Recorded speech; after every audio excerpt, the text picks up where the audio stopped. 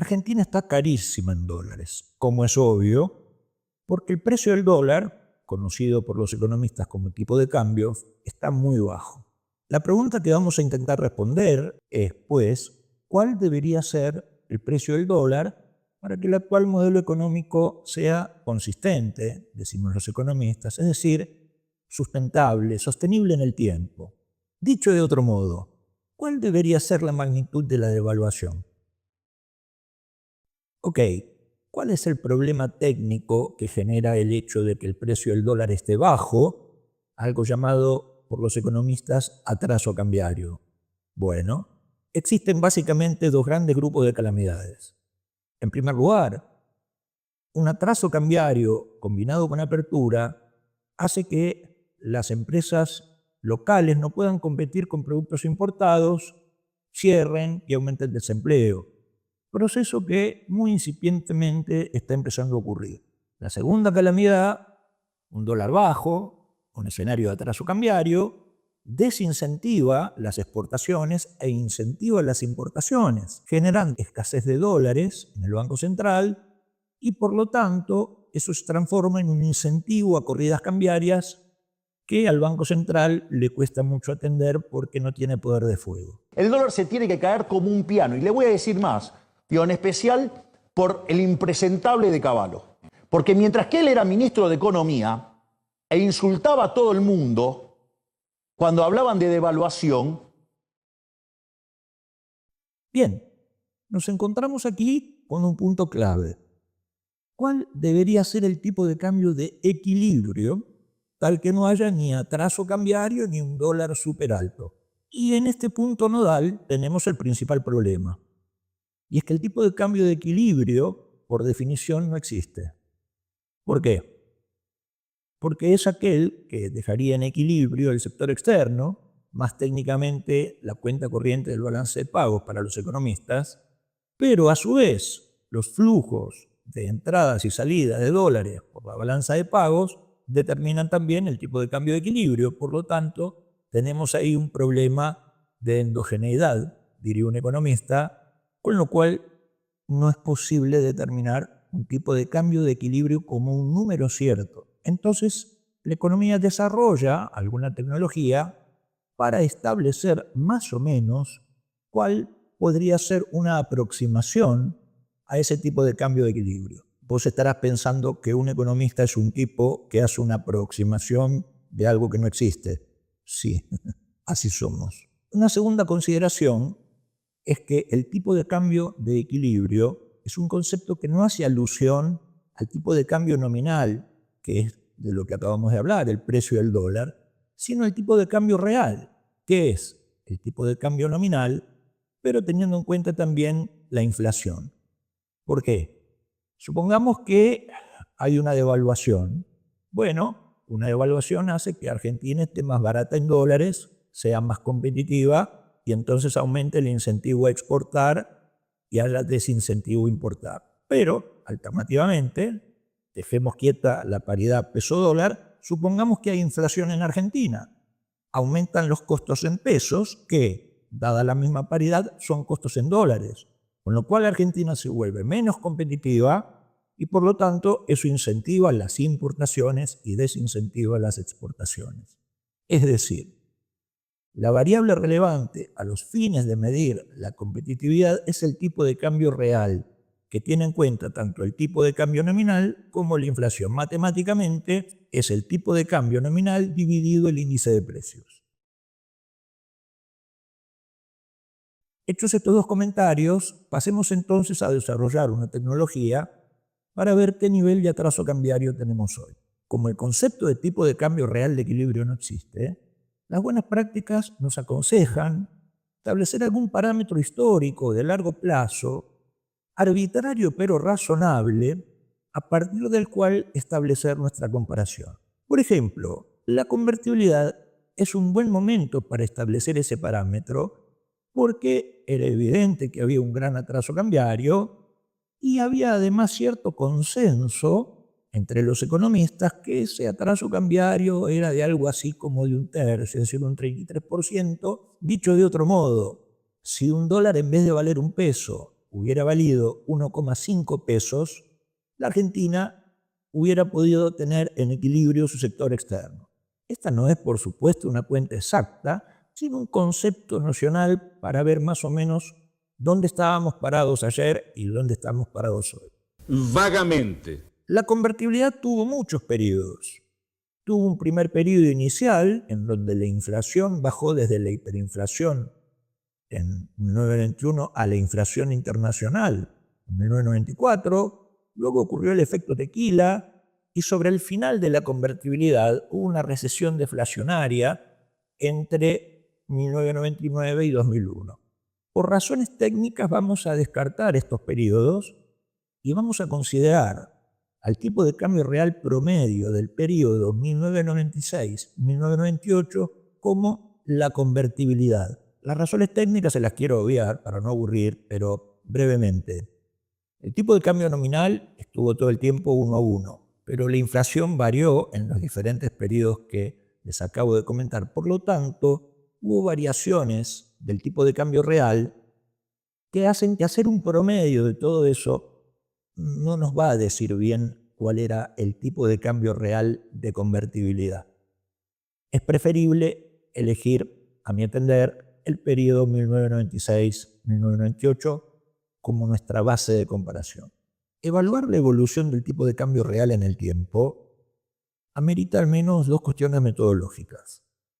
La primera, la competitividad es una ensaladita de varias cosas. Una es el tipo de cambio y hay otra muy importante que son los impuestos. La carga tributaria en 1998, es decir, la relación entre la recaudación impositiva y el PBI, ascendía aproximadamente a 16%. Estoy hablando de carga tributaria nacional. Hoy, después de muchos aumentos de impuestos, asciende a cerca de 24%. Por lo tanto, si las empresas argentinas tienen más impuestos, y entonces van a tener que tener más tipos de cambio para ser igualmente competitivas. Por lo tanto, lo que hicimos fue corregir el tipo de cambio real multilateral que confecciona el Banco Central por carga tributaria, y así es como lo están viendo en el gráfico. En segundo lugar, hace un tiempo que la Argentina debería haber actualizado la canasta de consumo de los hogares para medir mejor la inflación.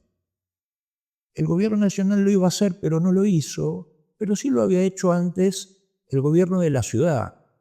Por lo tanto, la actual tasa de inflación del INDEC está subestimada, no mucho, Es una pequeña variación, pero hacia la cosa del tipo de cambio real y por lo tanto de la competitividad. Por lo tanto, tomamos la inflación de la ciudad de Buenos Aires desde el año 2024.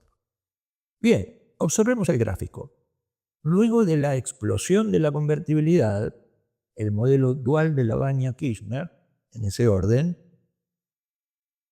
tuvo un tipo de cambio nominal muy alto y luego de un tiempo de inflación, el tipo de cambio real con el que se movió el modelo dual de Lavagna-Kirchner fue algo así como de 2 pesos de la convertibilidad. Es decir, en términos de tipo de cambio real, lo que en 1996-1998 era 1 y que hubiera sido en ese momento competitivo a 1,5, ahora era súper competitivo a 2. De hecho, ese fue el motor del crecimiento del modelo dual de Lavagna-Kirchner, junio del 2002, fines del 2007. Como ven ahí, luego el régimen de inflación intermedia del periodo 2007-2015 volvió el tipo de cambio real a los bajísimos niveles de convertibilidad. Finalmente, hoy tenemos un tipo de cambio real aún más bajo. Si en convertibilidad, con una gran apertura económica, quebró 1/3 del parque industrial, lo dije bien, no fue un problema de edición de video, 1/3 del parque industrial, entonces hoy tenemos un tipo de cambio real extremadamente bajo para tener el nivel de apertura que teníamos en la convertibilidad. Podría no ser tan grande, por ende no tan traumático, el salto devaluatorio? La respuesta es sí. Habría tres posibilidades. Una, bajar impuestos. Si bajamos los impuestos, tenemos una mayor competitividad vía impuestos y necesitamos menos tipo de cambio. Ahí tenemos un problema, porque eso, además de ser difícil, es un proceso más bien de mediano o largo plazo, y el problema lo tenemos hoy. Existe una segunda posibilidad, y es no tener un nivel de apertura como el de los 90, de modo tal de no necesitar un tipo de cambio real equivalente a 1,5 de convertibilidad, sino de, ponele, 1,3 de convertibilidad. Y la tercera opción es dejar que se destruya el parque industrial como ocurrió en los 90. Bueno, déjenme explorar la opción que está más cerca de mi corazón. Nuestro target más modesto, 1,3 de convertibilidad, que nos dejaría en una situación competitiva si y solo si ocurriera lo siguiente, que la apertura no fuera como la de la convertibilidad. Adolfo Canitrot, ex viceministro de Economía de Surril, tuvo una figura muy simpática para describir aquella apertura que destruyó 1/3 del parque industrial, y fue que fue una apertura a lo Rambo. La libertad de importar con la eliminación de las prohibiciones, cuotas, licencias y en la aplicación de un programa arancelario de reducción gradual sobre un periodo de 5 años. Que no es de mi agrado.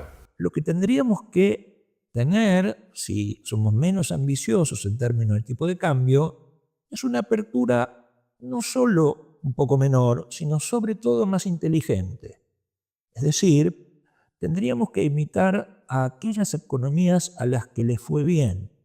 Europa tuvo durante 50 años intercambios inteligentes llamados en la literatura comercio administrado, tal como el régimen de comercio que tiene Argentina en un Mercosur, que durante mucho tiempo funcionó muy bien y puede volver a funcionar muy bien. Bueno, en Europa hubo muchísimos Mercosures durante 50 años hasta que hoy ha logrado la actual unión aduanera. Con ese tipo de apertura sí estaríamos en condiciones de ser competitivos a un nivel de 1,3 de la convertibilidad, lo que equivaldría a unos 1.800 pesos a los precios de hoy.